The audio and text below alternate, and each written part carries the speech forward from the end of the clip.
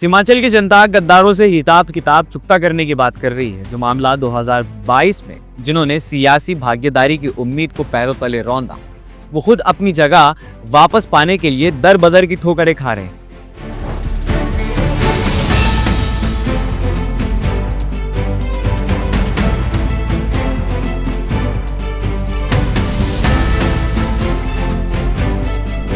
आज की सबसे बड़ी कहानी है बिहार की सियासत की, जहां 2020 के चुनाव ने एक नया मोड़ दिया था। उस वक्त जब सबको लगा था कि सीमांचल की आवाज हमेशा की तरह पुराने दलों के आसपास ही सिमट कर रह जाए, तब एमआईएम ने आकर एक नया इतिहास लिखा। 5-5 सीट जीतकर एमआईएम ने दिखाया कि सीमांचल के लोगों की अपनी एक सियासी ताकत है, अपनी एक इज्जत वाला किरदार है, जो कि हाट से मोहम्मद शहनवाज आलम, बहादुरगंज से मोहम्मद अंजार नईमी, कोचर दामन से मोहम्मद इजहार आसफी, वैसी से सैयद रुकनुद्दीन अहमद और एक और सीट यानी कि अख्तरुल ईमान, एमआईएम ने पहली बार सबको हिला दिया था इन 5 सीटों से जीत हासिल करके। लेकिन दोस्तों, कुछ ही दिनों में वो खुशी का सफर तोड़ दिया गया। 29 जून 2022 को इन 5 में से 4 एमएलएज ने आरजेडी में शामूलियत इख्तियार की। जी हाँ, शाहनवाज आलम, अंजार नईमी, इजहार आसफी और रुकनुद्दीन अहमद ने अपनी कुर्सी बेचने के लिए उस पार्टी से हाथ मिला लिया जिसके खिलाफ लोगों ने उन्हें वोट दिया था। असदुद्दीन ओवैसी ने खुलेआम कहा कि ये सिर्फ कुर्सी की सियासत नहीं बल्कि गद्दारी है। गद्दारी उन वोटर्स के साथ जो एमआईएम के परचम तले इकट्ठा हुए थे, गद्दारी उस पार्टी के साथ जिसका टिकट लेकर उन्होंने जीत हासिल की थी। ओवैसी ने साफ शब्दों में कहा था कि तेजस्वी यादव ने एमआईएम के एमएलएज को चुरा लिया है, सिर्फ इसीलिए ताकि बिहार के मुसलमानों के पास अपनी सियासी बार्गेनिंग की या सियासी भागीदारी की ताकत ना रहे। मतलब ये है कि मुस्लिम्स के पास अपना एक ब्लॉक हो, अपनी एक बार्गेनिंग पावर हो, ये आरजेडी को कबूल नहीं था।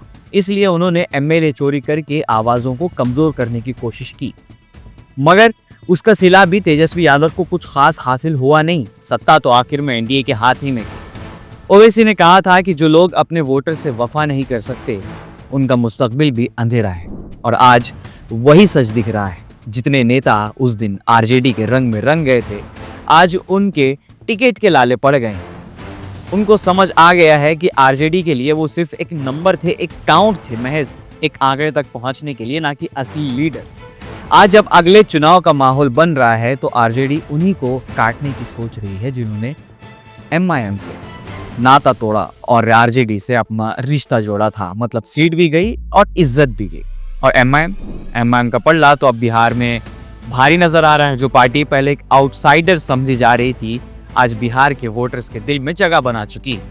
जो आवाज दबाई गई थी, जो बार्गेनिंग पावर छीन ली गई थी, वही आवाज अब फिर से मजबूत होकर वापस आ रही है। ग्राउंड रिपोर्ट्स कह रही हैं कि लोग मान रहे हैं कम से कम एमआईएम ने अपने वोटर्स के साथ धोखा नहीं किया, अपना रंग नहीं बदला।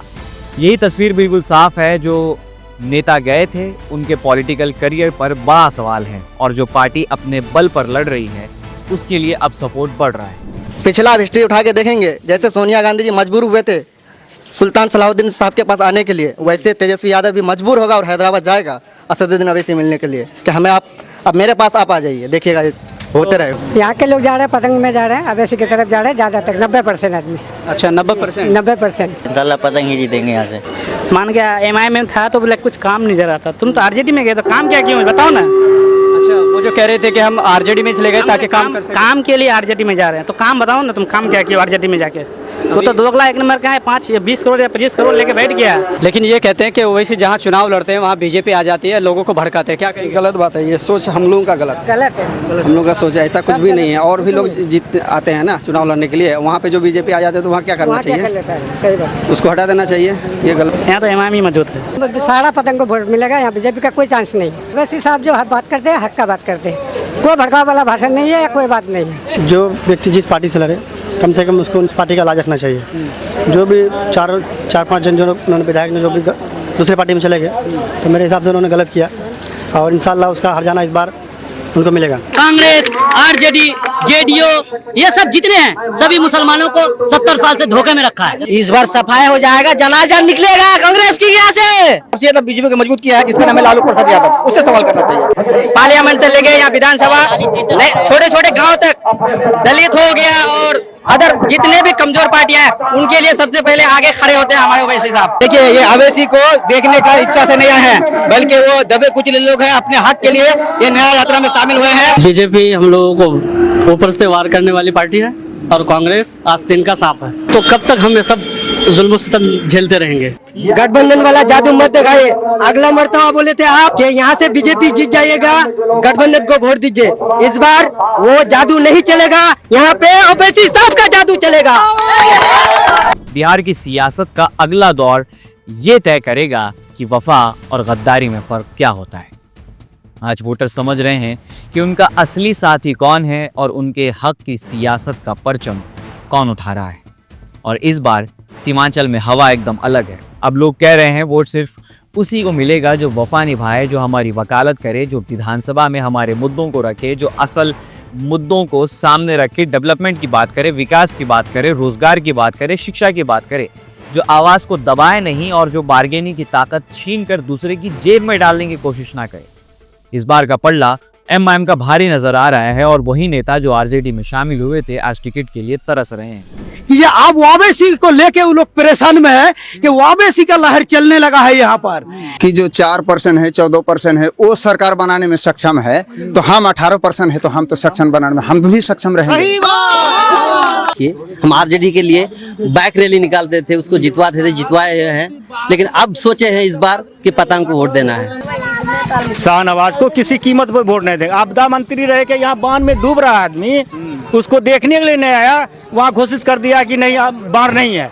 हम लोग इतना पानी में कंधे बच्चा ले लेके यहाँ आए थे प्लेटफार्म पे, उस टाइम देखने वाला नहीं था। अभी शाहनवाज को कैसे वोट दे देंगे? वो शाहनवाज पलटूराम हो गया, ऐसे वो जाके आरजेडी में सट गया। इसी कारण से हम लोग चाहते हैं योगा लड़का जितना भी इस बार ये आए और बढ़िया अच्छे वोट से जीतेगा। वो हमको भरोसा उसी पे है, लोकल पार्टी पे भरोसा हम नहीं है। टिकट किसी पे दे, पतंग छाप पे ही खाली भरोसा है, बाकी और किसी पे भरोसा नहीं है। चलेगा चक्का उड़ेगा धूल, चलेगा चक्का उड़ेगा धूल और जीतेगा पतंग मुरझाएगा फूल। उर्दू में एक शेर इन्हीं हालात पे लिखा गया था कि न खुदा मिला न बिसाले सनम, न इधर के रहे न उधर के। ये है असली सियासत की तस्वीर जहां वक्त सब कुछ साफ कर देता है। जो अपनों से गद्दारी करते हैं वो ना घर के रहते हैं ना घाट के, और जो आवाज़ के लिए लड़ते हैं वो हमेशा आवाम के दिल में जगह बना लेते हैं। बिहार के अगले चुनाव में इसका सबूत मिलने वाला है। आपका क्या कहना है इस पर नीचे कमेंट सेक्शन में कमेंट करके हमें ज़रूर बताएं। मिलते हैं अगले वीडियो में किसी नए मुद्दे के साथ।